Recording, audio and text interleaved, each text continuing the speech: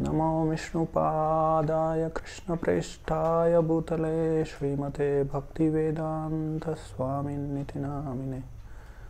नमस्ते सारस्वते देवे गौरवाणी प्रचारिणे निर्विशेष शून्यवादी पाश्चात्य देशतारिणे।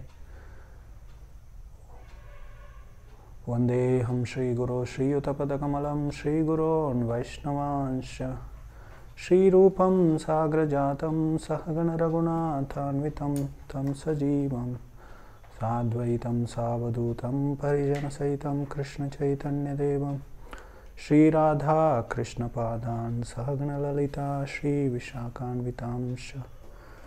जय श्री कृष्ण चैतन्य प्रभु नित्यानंद श्री अद्वैत गदाधर श्रीवासदि गौरभक्तवृंद। हरे कृष्णा कृष्णा कृष्णा हरे हरे, हरे राम राम राम हरे हरे। साधु साधु नदी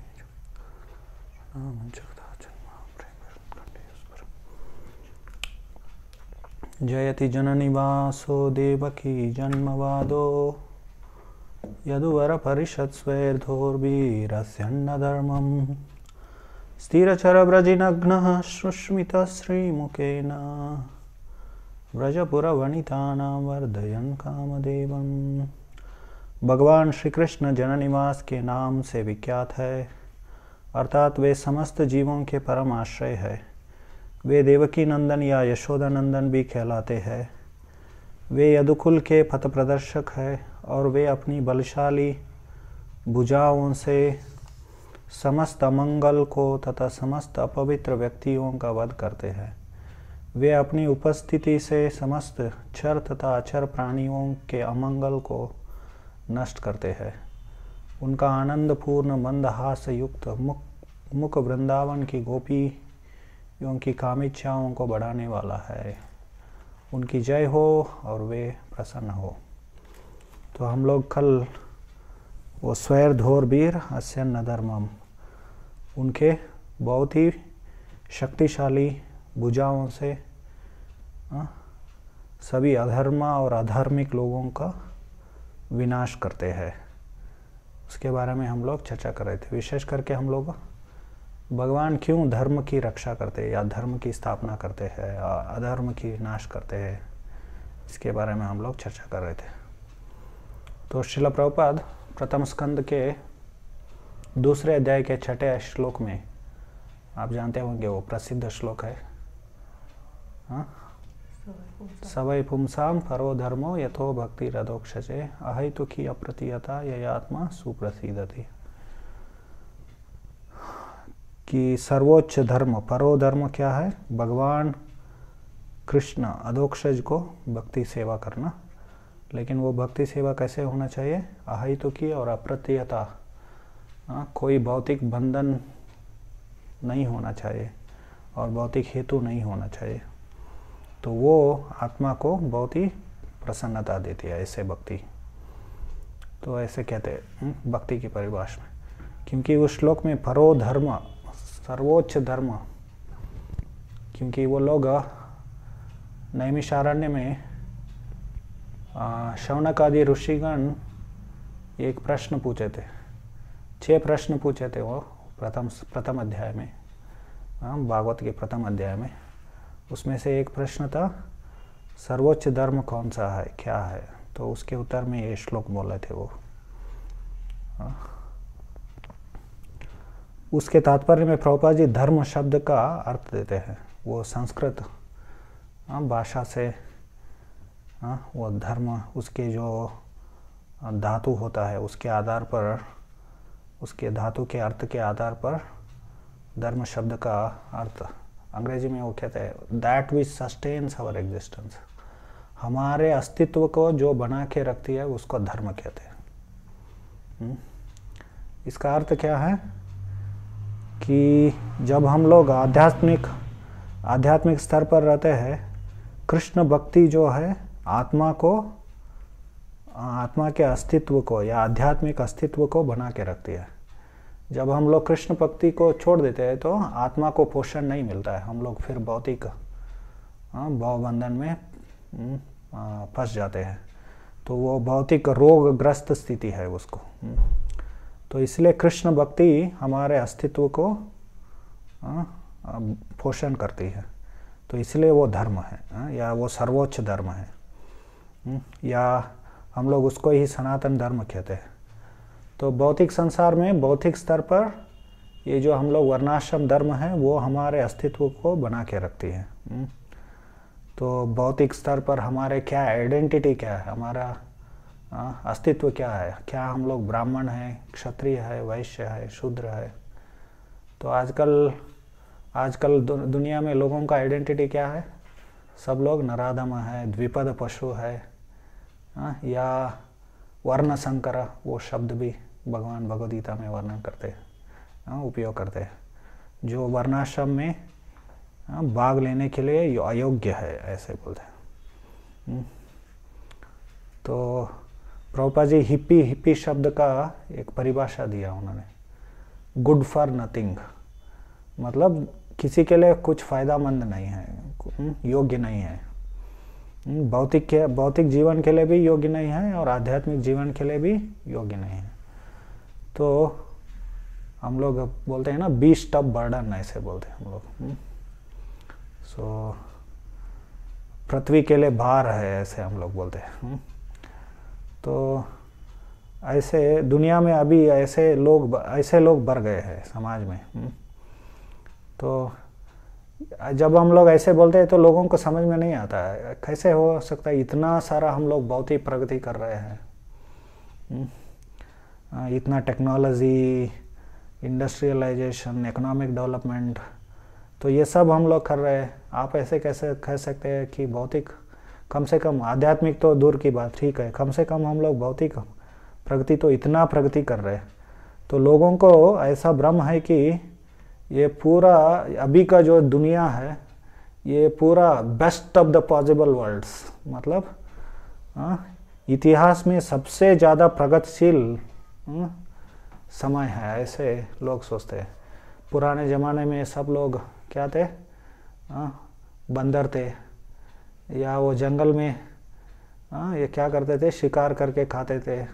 तो धीरे धीरे प्रगति हुआ ऐसे। तो ऐसे धारणा आरंभ से, बचपन से उनको क्या दिया जाता है, स्कूल और कॉलेज में सिखाया जाता है, एवोल्यूशन और प्रोग्रेसिव आइडिया ऑफ सिविलाइजेशन, मतलब प्रगतिशील एक सभ्यता का धारणा अभी आजकल लोगों में बस गया है, लोगों के मन में बस गया है। लेकिन वास्तव में हम लोग वेद शास्त्रों का अध्ययन करते हैं तो हमें अलग दृष्टिकोण प्राप्त होता है। तो कलियुग क्या है, सभी समय में, सभी युगों में या सभी काल में सबसे सबसे गिरा हुआ समय है। हम लोग अधोगति की ओर चल रहे हैं, हम लोग प्रगति नहीं कर रहे।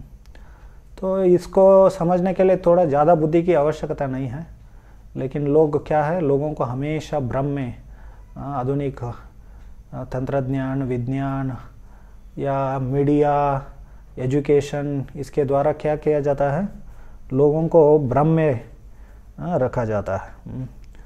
तो लोग बुद्धि उपयोग नहीं करते, सोचते नहीं हैं, तो लोग प्रगति नहीं कर रहे, दुख के सागर में डूब रहे हैं, अज्ञान में डूब रहे हैं। तो हमें अलग दृष्टिकोण प्राप्त होता है। तो एनीवे, धर्म हमारे अस्तित्व को पोषण करता है। तो विशेष करके भौतिक स्तर पर जो वर्णाश्रम धर्म है हमारे अस्तित्व को पोषण करता है। हमें खाने पीने के लिए, सोने के लिए, या पारिवारिक जीवन, ये सब हमें वर्णाश्रम धर्म के द्वारा प्राप्त होता है। तो नहीं तो ये सब हमें नहीं मिलता है। तो लोगों को कुछ आजकल क्या होता है, बहुत बड़े पैमाने पर ऐसा कोई सोयाबीन हो या कॉर्न हो, उसको उगाया जाता है। अमेरिका में वगैरह हेलीकॉप्टर से वो लोग खेती करते हैं। तो बड़े पैमाने पर ऐसे उगाया जाता है। उसी को प्रोसेसिंग करके अलग अलग फूड प्रोसेसिंग बोलते हैं उसको, अलग अलग जो पशु खाने योग्य जो चीज़ रहता है उसको क्या करते हैं, अच्छा प्रोसेसिंग करके उसको पैकेज करके लोगों को खिलाया जाता है। तो वो सोयाबीन से अभी दूध बना रहा है ना, दूध और पनीर बनाते हैं उसको ऐसे तो और हमने क्या देखा, पीनट बटर। एक बार हमारे मंदिर में पीनट बटर लेकर आए थे भक्त लोग।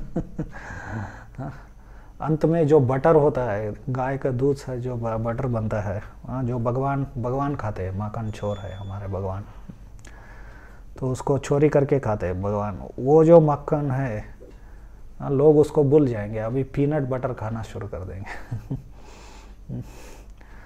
तो ऐसे ये एक्चुअली ये सब चीज़ अधोगति है। ये मनुष्य शरीर के लिए योग्य चीज़ नहीं है, ये सब चीज़ जो भी बनाते हैं आजकल समाज में। तो शारीरिक, दैहिक, मानसिक और आध्यात्मिक पोषण के लिए क्या ज़रूरत किसका ज़रूरत पड़ती है? हमें वर्णाश्रम धर्म को पालन करना पड़ता है, तब जाके हमें अच्छा अन्न, गाय का दूध, तो ये सब चीज़ प्राप्त होते हैं। अच्छा पारिवारिक जीवन, ऐसा नहीं कि कुत्ते बिल्ली की तरह रहना, फिर एक कुत्ती को छोड़कर दूसरे कुत्ती को पकड़ना, तो वो लोग कुत्ती लोग करते रहते, कुत्ता कुत्ती लोग। तो हम लोग मनुष्य लोग ऐसे नहीं करना है। तो हमारे मनुष्य का अस्तित्व जो है वो वर्णाश्रम धर्म के ऊपर आधारित रहता है। इसलिए प्रभुपाद जी तो ये अर्थ देते हैं, धर्म शब्द मतलब जो हमारे अस्तित्व को बना के रखती है वो उसको धर्म कहते हैं, that which sustains our existence. तो आप चाहे तो इसको पहले स्कंद के दूसरे अध्याय के 6ठे श्लोक के तात्पर्य में आप लोग पढ़ सकते हैं। सवै पुंसा परो धर्मो यतो भक्ति रदोक्षजे अहेतुकी अप्रतीयता ययात्मा सुप्रसिद्धति। तो ऐसे हम लोग धर्म शब्द को समझना चाहिए। तो पूरा संसार का जो पालन पोषण किससे होता है? ये वर्णाश्रम धर्म से या सनातन धर्म से होता है। तो वर्णाश्रम धर्म या सनातन धर्म नहीं है तो संसार का पालन पोषण नहीं होता है।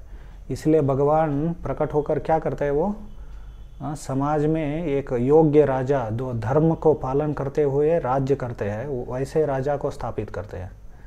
युधिष्ठिर महाराज, उनका नाम क्या था? धर्मराज था। तो इसलिए भगवान ने क्या किया, ये कुरुक्षेत्र युद्ध को रचाया उन्होंने। हालांकि बाहरी तौर पर वो दिखाते हैं कि हम शांति चाहते हैं, लेकिन उनका इच्छा था कि ये युद्ध होना चाहिए और ये सभी असुरों का नाश होना चाहिए। तो जब अर्जुन भी तैयार नहीं थे, उन्होंने क्या किया, वो पूरा भगवद गीता बता के उनको कन्विंस कर दिया, आपको ये युद्ध करना चाहिए और असुरों को नाश करना चाहिए। तो वो इसलिए करते हैं। और देवी देवताओं का भी क्या कार्य होता है, उनका मेन ड्यूटी क्या होता है? तो ये धर्म को समाज में बना के रखना, वो बहुत ही प्रमुख कार्य होता है। और क्षत्रिय राजा का भी क्या कार्य होता है? समाज में धर्म को बना के रखना होता है। क्षत्रियो ही प्रजा रक्षण शस्त्र पाणी प्रदंडयन निर्जित्य पर सैन्यादि क्षितिम धर्मेन पालयेत। तो क्षत्रिय शब्द का उपयोग अर्थ पराशर मुनि अपने पराशर स्मृति में, पराशर मुनि वे वेद व्यास के पिता थे, तो वो कहते हैं कि क्षत्रिय राजा को प्रजा की रक्षा करना चाहिए। क्षत्रियो ही प्रजा रक्षण। आजकल जो नेता लोग क्या करते हैं, क्षत्रियो ही प्रजा भक्षण, वो लोग प्रजा भक्षण करते हैं वो लोग। तो इतने सारे टैक्स डालकर लोगों को, और मेन चीज़ क्या है, लोगों को पथभ्रष्ट करना, लोगों को हमेशा ये धन का लोभ प्रचोदन क्या है उसको बढ़ाते रहना। आप हमें वोट दे दीजिए, आपके अकाउंट में हम लोग इतने सारे लाख रुपए डालेंगे। या कोई बोलता है मैं आलू ऐसा मशीन बनाऊंगा, आलू डाल के एक जगह दूसरी जगह क्या आएगा, सोना आएगा, निकलेगा, ऐसे बोलता है एक पॉलिटिशियन। तो हमेशा धन के लोभ देते रहते हैं और इससे वोट लेते हैं। लोगों को भी इंद्रिय भोग चाहिए, उनको जीवन का लक्ष्य, जीवन का उद्देश्य है, जीवन में हमें धर्म पालन करके अंत में मुक्ति प्राप्त करना चाहिए। तो ये सब लक्ष्य उनको पता नहीं रहता है, जीवन में धन कमाना ही लक्ष्य बन जाता है। तो आधुनिक समाज धन के लोभ से चलते हैं। तो वो मूल सिद्धांत है आधुनिक समाज का। लेकिन पहले ज़माने में भारत में क्या होता था, धर्म के सिद्धांत पर समाज चलते थे। लोग बोलते थे ये मेरा कर्तव्य है, ये मेरा धर्म है, इसलिए मैं कर रहा हूँ, ऐसे बोलते थे। ऐसा नहीं कि वो लोग मुझे बहुत सारा धन प्राप्त होता है। तो ये सब चीज़ वर्णन हुआ है भगवद गीता में भी। हमें कोई कर्म करना है तो कोई फल की आसक्ति नहीं होना चाहिए, सिर्फ कर्तव्य मानकर हमें करना चाहिए। तो इसको 20-25 साल पहले, 30 साल पहले ही भारत में ये सब लोग पालन करते थे ऐसे। तो धीरे धीरे अभी ये लोग जॉब करके, वो जो पॉलिटिशियन नेता लोग होते हैं उनका प्रमुख कार्य है लोगों का जॉब सृष्टि करना। तो हम लोग उन्हीं को वोट देंगे जो लोग जॉब दे देंगे, जॉब मतलब। तो ऐसे समाज में लोग धन की लोभ से समाज को चलाते हैं। तो इससे हमारा अस्तित्व का पालन पोषण नहीं होगा। तो पूरा संसार में असुर लोग जब बढ़ जाते हैं तो संसार में सभी व्यवस्था बिगड़ जाती है। तो फिर देवी देवता लोग भगवान को प्रार्थना करते हैं, फिर भगवान प्रकट होकर इस व्यवस्था को फिर से स्थापित करते हैं। सो वर्णाश्रम व्यवस्था को स्थापित करते हैं। सो इसलिए भगवान बोलते हैं ना, चातुर्वर्ण्यम मया सृष्टम गुणकर्म विभागशः तस्य कर्तारम अपि माम विद्य कर्तारम अव्ययम। तो मैंने ये सृष्टि किया है, ऐसे भगवान वर्णन करते हैं। तो और यहाँ पर हम लोग चर्चा कर रहे थे अधर्म शब्द का दूसरा अर्थ क्या है, जो अधार्मिक लोग होते हैं, असुर लोग होते हैं। तो कौन है असुर, ऐसा प्रश्न आता है ना। तो प्रभुपाद जी के एक शिष्य ने ये भगवत दर्शन जो है हमारा जो आंदोलन का एक पत्रिका है, प्रभुपाद जी ने स्वयं उसको 1944 में आरंभ किए थे।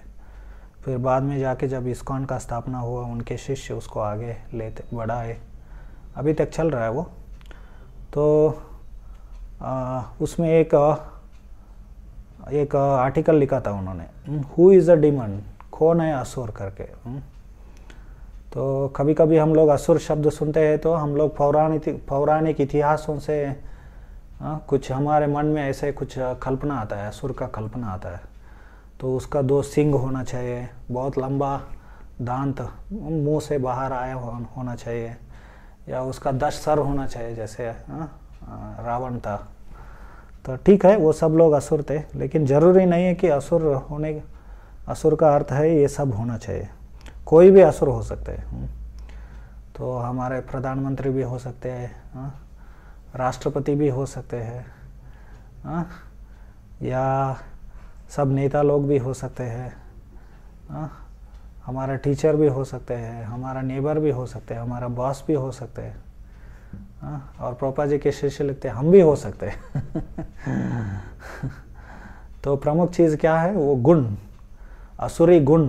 भगवद गीता में 16वें अध्याय में दैवीय और असुरी गुणों का वर्णन करते हैं।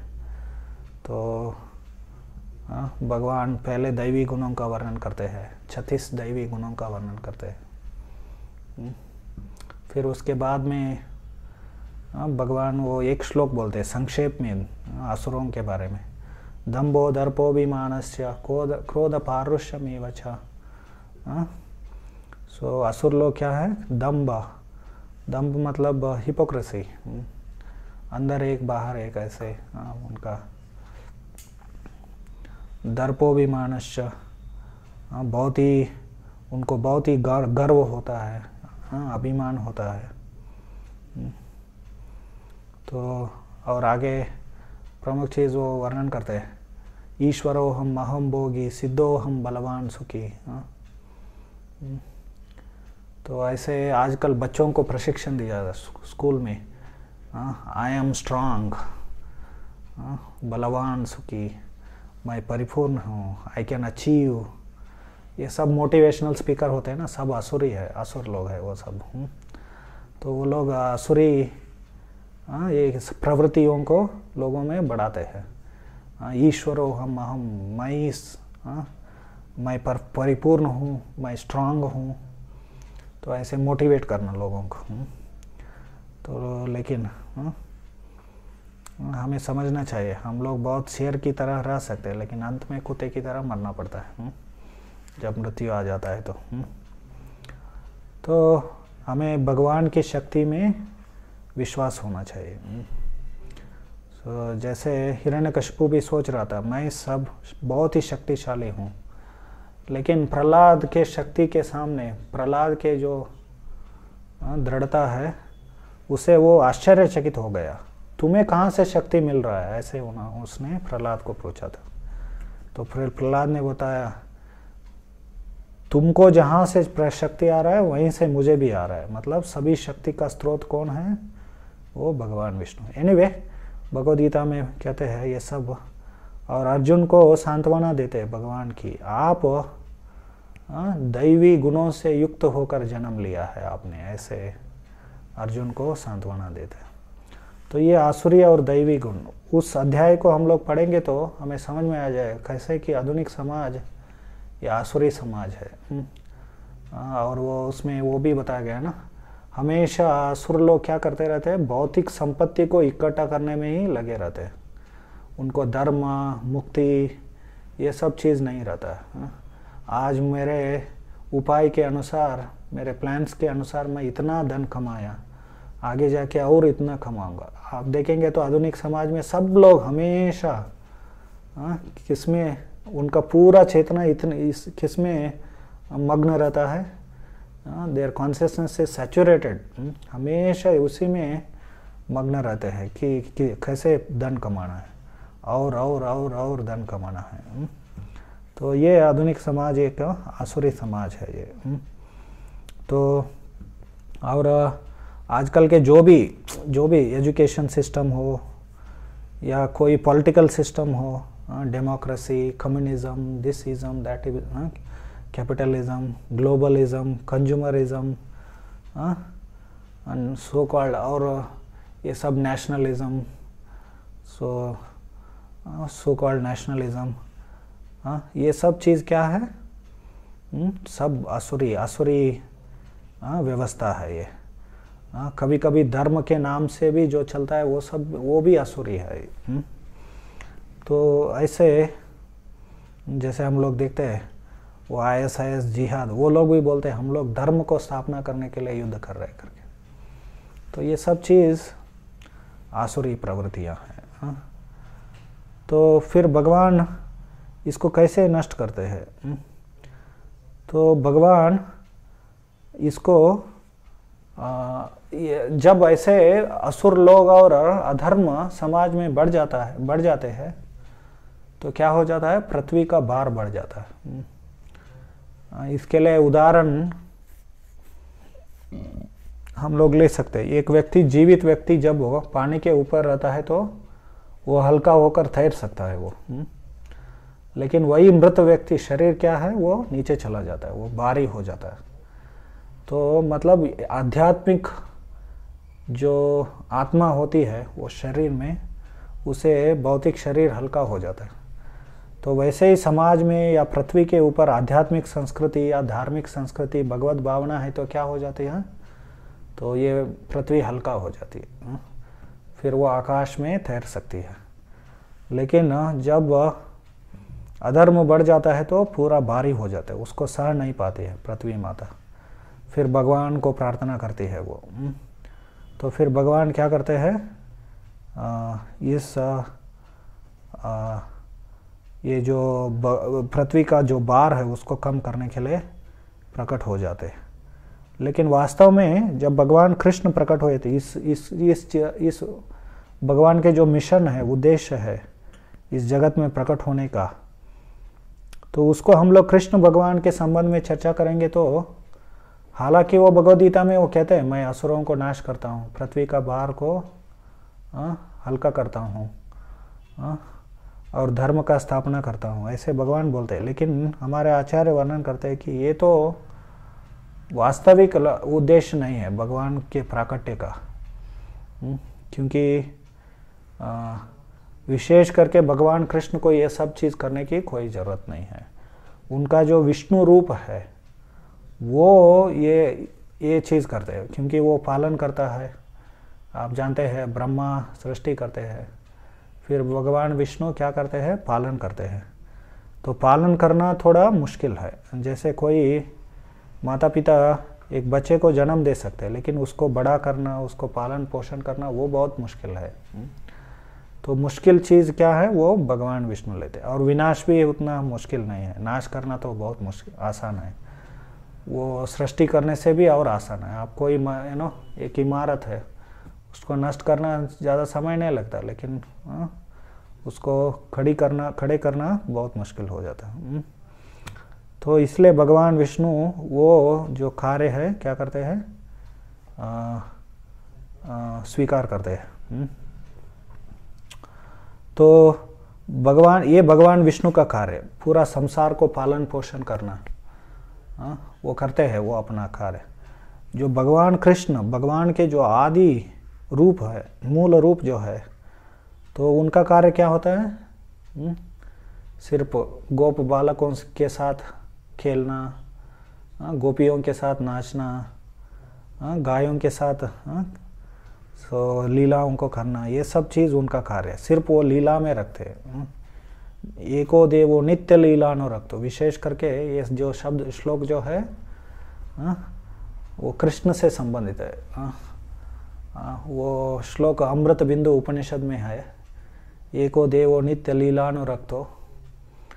हम लोग उस श्लोक को एक दृष्टिकोण से देखेंगे तो भगवान अलग अलग अवतारों में आके लीलाएं करते हैं, वो एक अर्थ हो सकता है।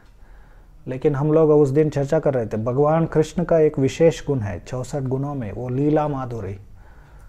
तो भगवान वो लीला, तो वो अमृत बिंदु उपनिषद जो है वो भगवान कृष्ण कृष्ण के बारे में वर्णन करते हैं, जो हमेशा लीला में रत रहते हैं। उनको वो सब चीज़, कौन असुर बड़ा हो गया और समाज में उत्पात कर रहा है, धर्म ठीक तरह से चल रही है नहीं है, वो सब देखने उनका कार्य नहीं है। उनको सिर्फ लीला में व्यस्त रहना। तो उसके लिए उन्होंने अपने अपने अलग अलग भगवान के विस्तार, उनके शक्तियाँ, देवी देवताएं, उनको लगा दिया है उन्होंने। वो सब भगवान कृष्ण को सेवा के रूप में ये सब चीज़ करते रहते हैं। तो भगवान विष्णु, तो इसलिए हमारे आचार्य कहते हैं पृथ्वी का भार हरण करना, भगवान कृष्ण ने जो भी किया, असुरों को नाश करना, समाज में एक धर्म राजा को, युधिष्ठिर जैसे धर्म राजा को स्थापित करना, तो ये सब चीज़ भगवान के आनुषंगिक कार्य बोलते हैं उनको। आनुषंगिक मतलब उनका मूल कार्य क्या है, लीला करते रहना। उसके साथ साथ ये भी कर देते हैं वो। और हमने ये भी चर्चा किया था कि भगवान कृष्ण के साथ साथ उनके सभी जो अवतार है वो भी उनमें शामिल हो जाते हैं। तो ये असुरों को हत्या करना वो किनके कार्य था, वो तो भगवान विष्णु के कार्य था। क्योंकि उनको जो भगवान कृष्ण में जो विष्णु रूप होता है, विष्णु जो सम्मिलित हुए रहते हैं, वो इस कार्य को करते हैं, असुरों को नाश करना। क्योंकि जो मूल आदि पुरुष श्याम सुंदर जो है वो सिर्फ ब्रज में हमेशा लीलाओं में रत रहते हैं। उनको असुर कोई आया उनको कोई चिंता नहीं रहता। जो विष्णु रूप होता है उनके स्वरूप में, शरीर में, वो इन असुरों को नाश करते हैं। तो इसके बारे में हम लोगों ने कैसे विष्णु भगवान भी आके मिल जाते हैं भगवान कृष्ण में, उसके बारे में हम लोगों ने चर्चा किया था पहले। तो और जब भक्त लोग, हम लोग दशम स्कंद में विशेष करके भगवान कृष्ण की लीलाओं को हम लोग सुनते हैं, तो उस समय जो भी भगवान कृष्ण ने जो लीला की, सिर्फ हम लोग जो मधुर लीलाएं हैं उसको ही नहीं सुनना है, उनके बारे में ही जानकारी हासिल नहीं करना है। हमें क्या करना है, जो उनके असुरों को हत्या करने वाला जो लीलाएं हैं उनको भी हमें क्या करना है, सुनना है। तो हमेशा कुछ लोग सहजिया लोग, सेंटिमेंटल जो होते हैं, भक्त लोग होते हैं, वो लोग क्या करते हैं, हमेशा सिर्फ भगवान की गोपी लीलाओं को सुनते हैं। उनको असुरों को हत्या करने की जो लीलाएं हैं वो सुनना नहीं चाहते हैं। तो भक्ति विनोद ठाकुर एक अपने ग्रंथ में चैतन्य शिक्षामृत में एक वो वर्णन किया है उन्होंने, डीमंस इन वृंदावन लीला करके एक। वृंदावन लीला में असुरों के बारे में वर्णन करता है। वो वर्णन करते हैं कि अलग अलग असुर कैसे अलग अलग हमारे दुर्गुण जो आसुरी गुण होते हैं हमारे हृदय में, तो उनको प्रतिनिधित्व करते हैं। तो भगवान उनको मारते हैं। जब उन लीलाओं को हम लोग सुनते हैं तो वो दुर्गुण जो हमारे हृदय में होते हैं वो भी नष्ट हो जाते हैं।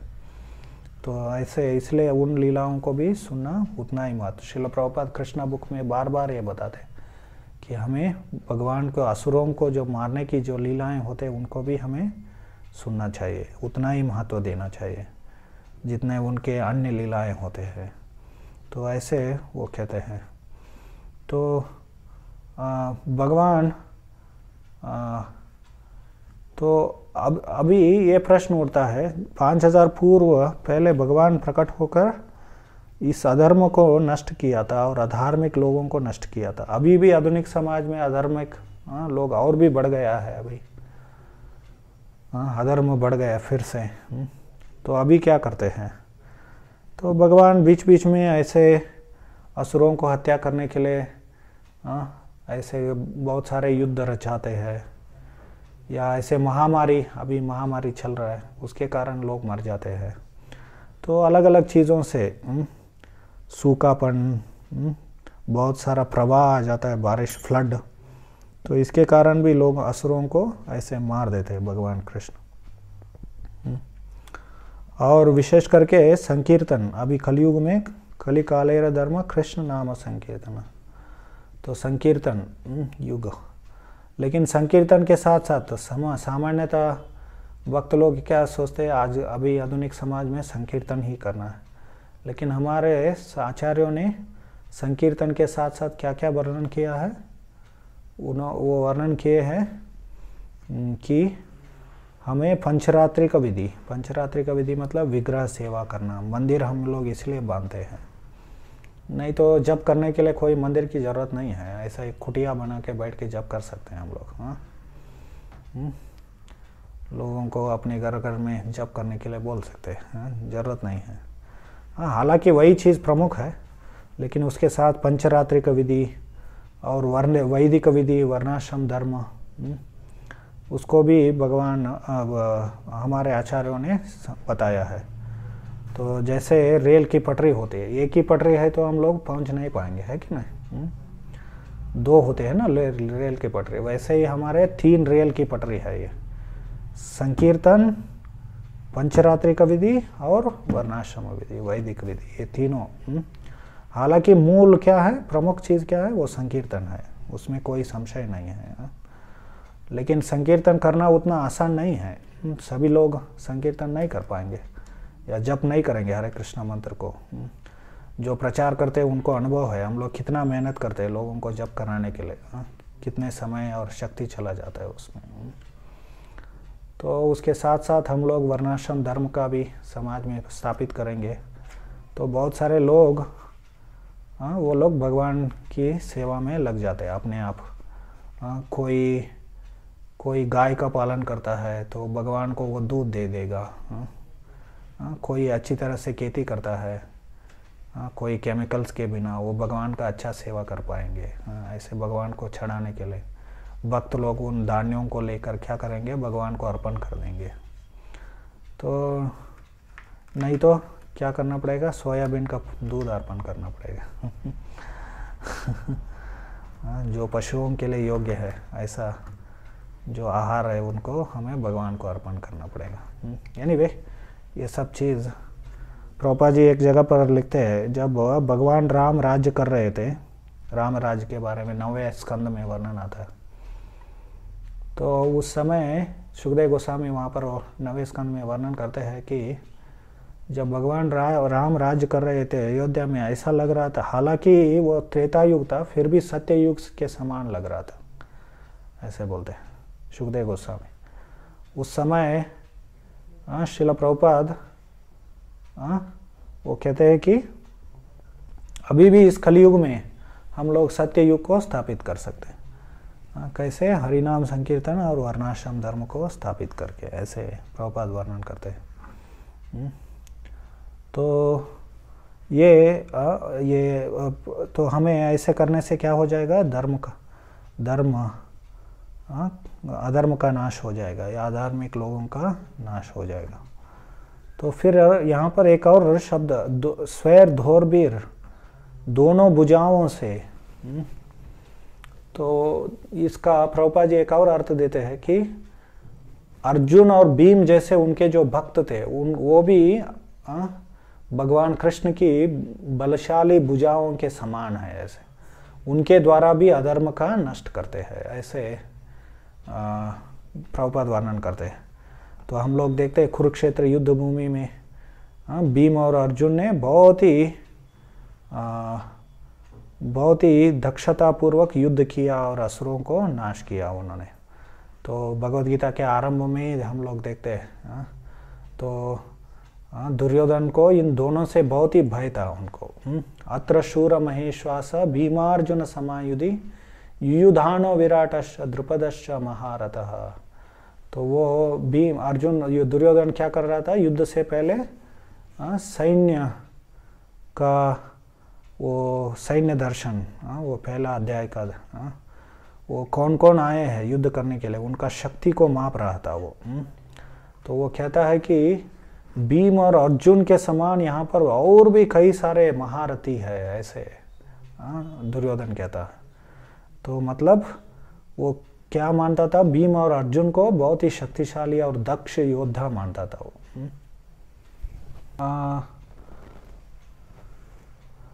तो अर्जुन भीमार्जुन समायुधि, दुर्योधन कहता है कि भीम और अर्जुन के समान ये सभी योद्धाएं, बहुत सारे योद्धा महारथी है, ऐसे वो कहता है कि भीम और अर्जुन से बहुत ही उसको डर था वो। वैसे भीम ने तो ये प्रतिज्ञा किए थे ना, पहले ही उसने की, सभी जो धृतराष्ट्र के जो 100 पुत्र थे उन सभी को मैं मारूंगा करके। तो ऐसा हुआ, कभी कभी ऐसा हुआ करता था युद्ध भूमि में। अर्जुन और अन्य पांडव थे, वो लोग किसी को मारने की अवसर था उनको, लेकिन उन्होंने भीम को मारने के लिए छोड़ दिया ताकि उनका जो प्रतिज्ञा था वो पूर्ण हो। तो ऐसे भीम सभी जो धृतराष्ट्र के 100 पुत्र थे उनको मार दिया अपने हाथों से, और उनके कई सारे सैनिकों को बहुत सारा हजारों संख्याओं में उन्होंने मारा। तो अर्जुन जैसा योद्धा तो तीनों लोकों में नहीं थे उस समय। तो द्रोण का वो सर्वोच्च विद्यार्थी थे, युद्ध मार्शल आर्ट से या धनुर्विद्या में सबसे श्रेष्ठ विद्यार्थी थे। और वो शिव जी के साथ भी युद्ध करके उनको भी प्रसन्न किया था उन्होंने, अर्जुन ने। इसलिए उन्होंने पाशुपतास्त्र नामक एक अस्त्र दिए थे शिव जी ने।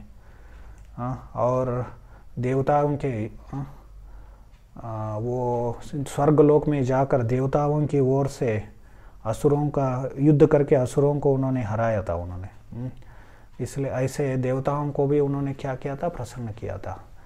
तो सामान्यतः त्रेता युग के अंत तक जब पांडव और कौरव ये सब लीला हुआ, तो तब तक एक दूसरे लोग आना जाना कम हो गया था पूरा, क्योंकि लोग धीरे धीरे अधार्मिक और अयोग्य बन जाते हैं। दूसरे लोगों को जाने के लिए जो योग्यता है वो खो देते हैं। सतयुग में सभी लोग ऊपर नीचे जा सकते थे, सभी अलग अलग लोकों में सब लोग, सामान्य लोग भी जा सकते थे। तो ऐसे अलग अलग युग आते आते कम होता जाता है। त्रेता युग में जब अंत में जब पांडव थे उस समय, तो विरला कोई सामान्य व्यक्ति को क्या है वो दूसरे लोग जा सकता था, लेकिन अर्जुन वो दूसरे लोग जाकर आ गए वो। हालांकि हमारे वेस्टर्न सेंट्रिक इतिहास के अनुसार, पाश्चात्य इतिहास के अनुसार क्या है, नील आर्मस्ट्रंग ने पहली बार क्या है, who is that, Neil Armstrong only, ये पहली बार चंद्रमा के ऊपर पांव रख दिया ऐसे, a small step and a big leaf to the mankind, ऐसे कुछ वो लोग वर्णन करते हैं। सो ऐसे वो लोग सोचते हैं, लेकिन हम लोग पौराणिक इतिहासों से देखते हैं कैसे लोगों को, सामान्य लोग भी जाया करते थे पहले जब, और अर्जुन भी गए थे, ऐसे महाभारत में वर्णन आता है। तो ये सब इतिहास नहीं पढ़ाया जाता आजकल। और हमारा नारद मुनि तो हमेशा ये एक लोक से दूसरे लोक आकाश में ऐसे प्रवास करते रहते हैं, उनका एस्ट्रल ट्रैवलिंग चलता ही रहता है। तो एनीवे, तो ऐसे भीम अर्जुन देवताओं को भी प्रसन्न करके देवताओं से बहुत ही अस्त्र शस्त्र को उन्होंने प्राप्त किया था, दिव्य अस्त्र शस्त्रों को। तो ऐसे ये दोनों बहुत ही बड़ा योद्धा थे, तो वो भी भगवान के दो भुजाओं के समान है। वो स्वैर धौर वीर अधर्म को नाश करने के लिए, वो भी एक अर्थ श्रील प्रभुपाद अपने तात्पर्य में यहाँ पर वर्णन करते हैं। हरे कृष्ण कृष्ण कृष्ण हरे हरे, हरे राम राम राम हरे। आपका कोई प्रश्न टीका टिप्पणी है तो हम लोग चर्चा कर सकते हैं। हरे कृष्णा प्रभु जी, दंडवत प्रणाम। हरे कृष्णा प्रभु जी। सकाम कर्म अभी आजकल सकाम विकर्म चलता है समाज में। तो भगवद गीता में 3 प्रकार के कर्म के बारे में बताया गया है। पहला है जो पुण्य कर्म होता है, उसको सिर्फ कर्म बोलते हैं ऐसे, या उसको धर्म भी बोलते हैं। और दूसरा है विकर्म, विकर्म मतलब पाप होता है। और तीसरा अकर्म, अकर्म मतलब जो भक्ति के कार्य होते हैं, आध्यात्मिक कार्य होते हैं, भगवान कृष्ण के संबंध में कार्य होते हैं। तो पहले जो 2 है, पुण्य और पाप, दोनों सकाम कर्म में आते हैं, क्योंकि फल की इच्छा से जो कर्म किया जाता है उसको सकाम कर्म कहते हैं। और अकर्म जो होता है वो निष्काम कर्म होता है। क्योंकि भक्ति मतलब कैसे है, हमारे कोई भौतिक इच्छा के बिना भगवान की सेवा करना होता है। या योग भी क्या है, फल के आसक्ति बिना जो कर्म कहते हैं उसको योग कहते हैं। तो इंद्र तृप्ति की अच्छा नहीं होना चाहिए, तो ऐसे उसको निष्काम कर्म कहते हैं। आजकल एक्चुअली हम लोग सकाम कर्म नहीं करते, हम लोग आजकल सकाम विकर्म होता है। क्योंकि आजकल जो भी उद्योग है, ठीक है, एक आध कुछ जो व्यापार होते हैं, वो ब्लैक पेपर का व्यापार करना वो विकर्म नहीं है। जो भी हम लोग खाते हैं उसके संबंध में, मतलब ये मांस वगैरह वो तो विकर्म में आ जाता है, उसका व्यापार करना। यहाँ पर एक प्रसिद्ध व्यापारी है ना, वो क्या बोलते हैं उसको, लाइफ लाइन करके तो वो सब विकर्म है वो। लेकिन सामान्यतः जो हमें मनुष्यों को वेद शास्त्रों में जो दिया गया अन्न है, तो भगवद गीता के 17वें अध्याय में भगवान क्या करना चाहिए क्या नहीं करना चाहिए उसके बारे में वर्णन करते हैं मनुष्यों को। तो ऐसे चीज़ को पालन करना क्या है, वो उसके संबंध में हम लोग जो भी व्यापार करते हैं वो पाप में नहीं आता है।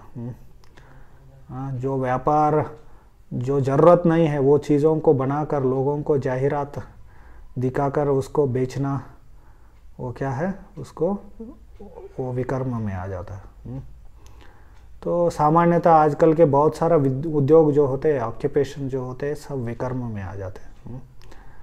तो एक हमारे प्रचारक, बहुत बड़ा प्रचारक, वो बोल रहे थे कि मैं वर्णाश्रम के बारे में प्रचार नहीं करता हूँ, मैं शुद्ध भक्ति के बारे में प्रचार करता हूँ। लेकिन हमेशा उनके जो अनुयायी हैं वो सब इंजीनियर्स है। प्रभुपाद जी बोले टेक्नोलॉजी इज डिमोनिक, ऐसे बोलते हैं। ये टेक्नोलॉजी बनाना क्या है, असुरों का कार्य है, असुरी है वो। तो हमारे प्रचारक भी ये सब समझते नहीं है, क्या कर्म है क्या विकर्म है। तो कभी कभी भक्ति में भी ये सब मिश्रित हो जाता है, कर्म मिश्र भक्ति, सकाम कर्म मिश्र भक्ति। ऐसे मिश्र भक्तियाँ हैं बहुत सारे।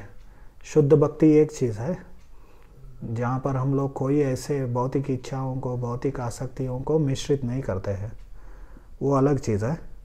लेकिन बहुत सारे मिश्र भक्ति होते हैं जो धर्म को धर्म मतलब वो क्या है, वो कर्म है। कर्म मिश्र भक्ति का हम लोग ऐसा सोचते हैं कि वर्णाश्रम के बिना, वर्णाश्रम मतलब भक्ति से भी ज़्यादा महत्वपूर्ण, ऐसे हम लोग समझते हैं। तो क्या हो जाता है, वो कर्म मिश्र भक्ति हो जाता है।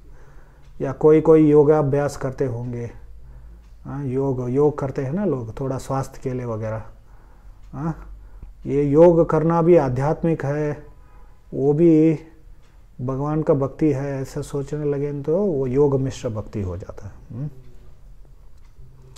तो ऐसे अलग अलग मिश्र भक्ति है। आजकल विकर्म मिश्र भक्ति भी आजकल है। लोग ऐसे उद्योग करते हैं जो धर्म के अंतर्गत नहीं है, तो और उसके साथ साथ भक्ति भी करते हैं। ठीक है, वो भक्ति कर रहे हैं, वो बहुत महत्वपूर्ण चीज़ है। हरे कृष्ण मंत्र का जप कर रहे हैं, वो बहुत बड़ा चीज़ है। लेकिन सकाम कर्म मतलब भौतिक इच्छाओं से जो कर्म करना, उसको सकाम कर्म कहते हैं। और सभी जो पाप भी, वो भी सकाम होते हैं। ठीक है, आपको समझ में आ गया? हाँ प्रभु जी, अच्छे से समझ में आ गया। अभी तक हम सब सकाम कर्म ही कर रहे हैं ना प्रभु जी, हम संसारी लोग। आप लोग उसके साथ साथ भक्ति कर रहे हैं ना। श्रवण कीर्तन हम लोग बढ़ा देंगे तो क्या हो जाता है, तो वो कर्म जो होता है वो भी भक्ति बन जाता है। तो जैसे अर्जुन युद्ध कर रहा था, वो कर्म है कि नहीं, युद्ध करना क्षत्रिय का धर्म या कर्म होता है। लेकिन उसको क्या करते हैं, वो भगवान की सेवा में उपयोग करते हैं, तब वो भक्ति बन जाती है। तो वो ऐसे हम लोग कर्म को भक्तिमय बनाना है।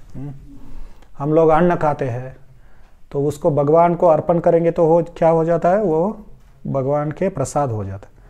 तो प्रसाद सेवा करना वो भी एक भक्ति का अंग है, क्योंकि भगवान प्रसाद भगवान से भिन्न है, अभिन्न है। उसको आस्वादन करके हम लोग भगवान की सेवा करते हैं, तो इसलिए हम लोग प्रसाद सेवा कहते हैं। तो लेकिन जो विकर्म होते हैं उनको भगवान की सेवा में हम लोग नहीं लगा सकते हम लोग। जैसे कोई मांस खाता है, वो पाप है, वो है ना। तो कोई जो मासूम पशु होते हैं उनको मार कर खाना, और भगवद गीता में 17वें अध्याय में भगवान बोलते हैं उसको अमेध्य, क्या बोलते हैं, अमेध्य, अनटचेबल। तो अमेध्य बोलते हैं उसको छू नहीं सकते हम लोग, उसको हम लोग भगवान को अर्पण नहीं कर सकते। वैसे ही विकर्म जो होते हैं वो सब इंद्रिय भोग के लिए किया जाता है, इसलिए उनको सीधा हम लोग भगवान की सेवा में नहीं लगा सकते। तो जब हम लोग जो भी कर्म होता है उसको भगवान की सेवा में लगाना चाहिए। इसलिए कर्म के साथ साथ हमें क्या करना चाहिए, श्रवण कीर्तन करना चाहिए, जप करना चाहिए, भगवान के बारे में सुनना चाहिए, भक्ति सेवा में लगना चाहिए। तो उससे क्या हो जाता है, हम लोग जो भी कर्म करते हैं वो भगवान के, वो भक्ति बन जाती है।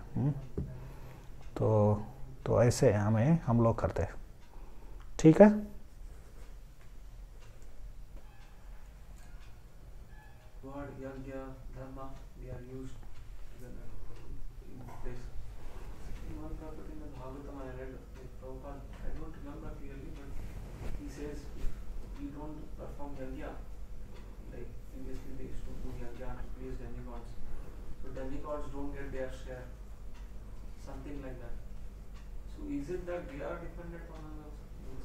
yeah.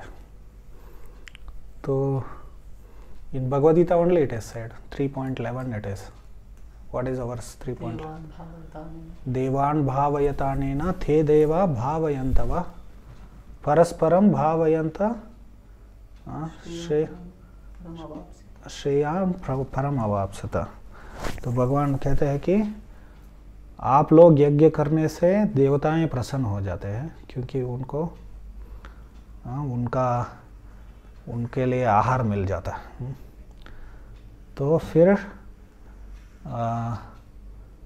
देवताएं उससे प्रसन्न होकर आप लोगों को जो भी आवश्यकता है वो पूरा करते हैं। ऐसे एक दूसरों के बीच में परस्पर भावयंतः, एक दूसरे के बीच में जो कोऑपरेशन है, तो उससे सब जगह सुख और शांति फैल जाते हैं, ऐसे भगवान कहते हैं। तो पहले स्कंद में 16वें अध्याय में वर्णन आता है, there is a cycle, invisible cycle, ऐसे वर्णन आता है।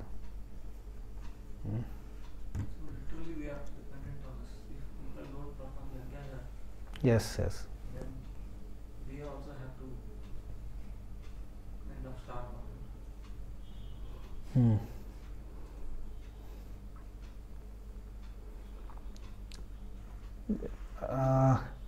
एक ऐसा भी बताया गया है कलयुग में वो लोग, क्योंकि बार बार जब यज्ञ करते थे पृथ्वी के ऊपर, देवी देवता इन लोगों को प्रसन्न करने के लिए आना पड़ता था, लेकिन वहाँ पर जो देवियाँ थे वो लोग अप्रसन्न हो जाते थे, क्योंकि ये लोग हम लोगों को छोड़कर, हमारे जो हस्बैंड है इसलिए उन्होंने क्या किया, भगवान से प्रार्थना की है। फिर भगवान बुद्ध देव के रूप में प्रकट होकर सभी जो यज्ञ है उन्होंने बंद कर दिया, ताकि देवियाँ प्रसन्न हो जाए ऐसे वर्णन आता। और कुछ?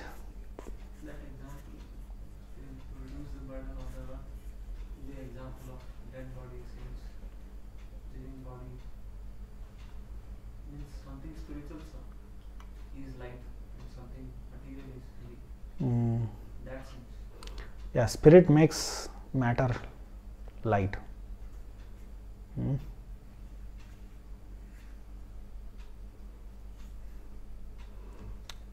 Then हरे कृष्णा। श्रील प्रभुपाद की जय, श्रीमद् भागवतम की जय। हरे कृष्ण।